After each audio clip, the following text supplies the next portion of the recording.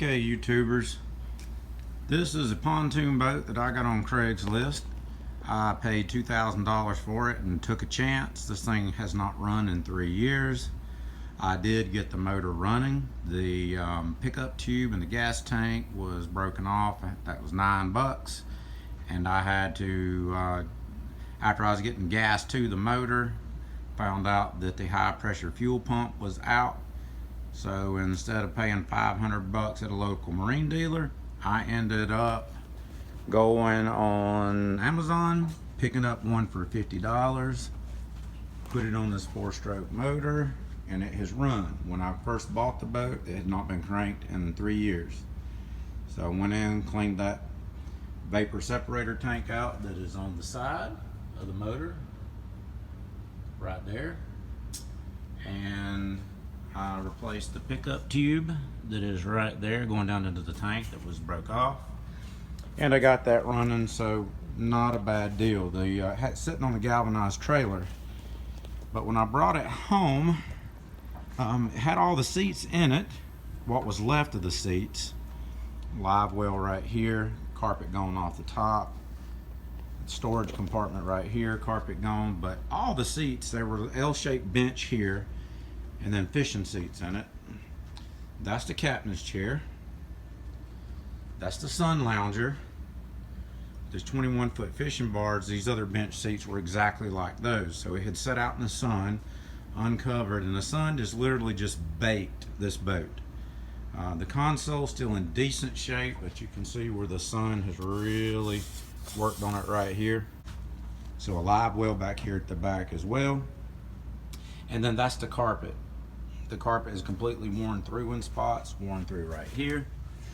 And you can see the seat pedestals right here. Now this thing's got 5 seat pedestals in it. One here. It has one right here. That's where a table went, and I just pulled the screws out of it. That's gonna be gone. And then it has 3 spots up at the front of the boat. So here's the front of the boat, and then another seat pedestal, another seat pedestal, and another seat pedestal. Well, for what I'm gonna do with this boat, I'm gonna have a big bait well that's gonna be sitting right over in this area here. So I don't want any pedestals in here whatsoever. This boat is a 2004. Unfortunately, it does not have the aluminum deck. It is all plywood, but the good news is the plywood is solid down below this rotten carpet. So I'm going to strip the carpet out, take those 5 bases out of this boat, plug all the holes, and put in new carpet. Really, I'm turning this one into just a straight up fishing machine.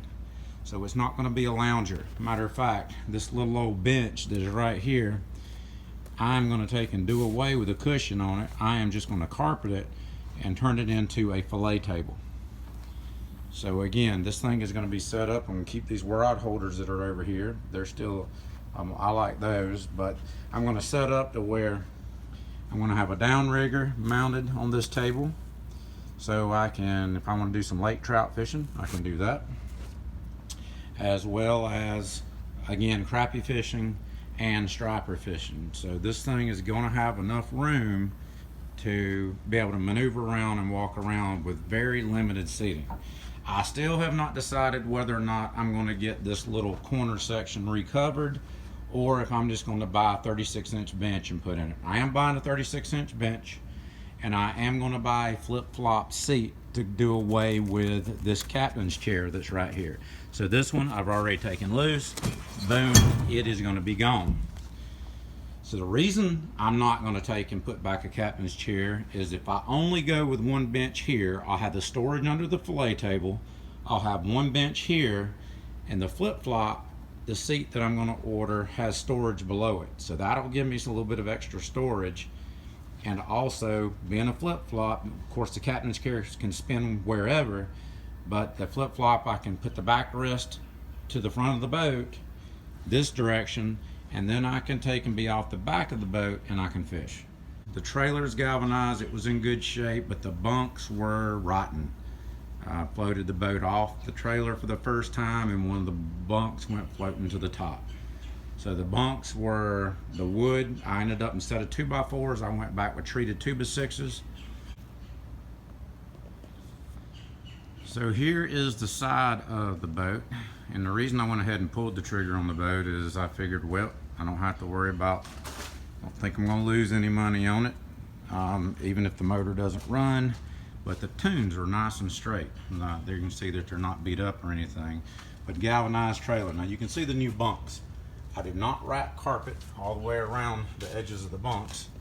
What I did was took treated and then I glued a carpet strip on top of the 2x6s. I went with 2x6s just to have extra support for those pontoons, a little extra, make it easier to guide up on there. And I wrapped the ends, but I did not wrap all the way around the sides. The reason I did not do that is I did not want the water to sit there and stay soaked on that wood any longer than possible. I wanted the carpet to protect the tunes, but I didn't want it wrapped all the way around. I wanted it to dry out as soon as it would dry out. So I glued the carpet on. No staples or anything in it, but new runners, and of course I bought new tires to take and go on it, put radials on it, because I intend on pulling it to different lakes here in South Carolina. But we're going to redo this thing. We're going to take, and it's not going to paint the outside or anything like that.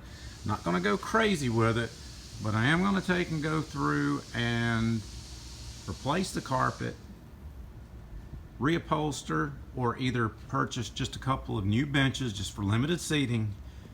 So that's it, folks. Fishing Barge 21.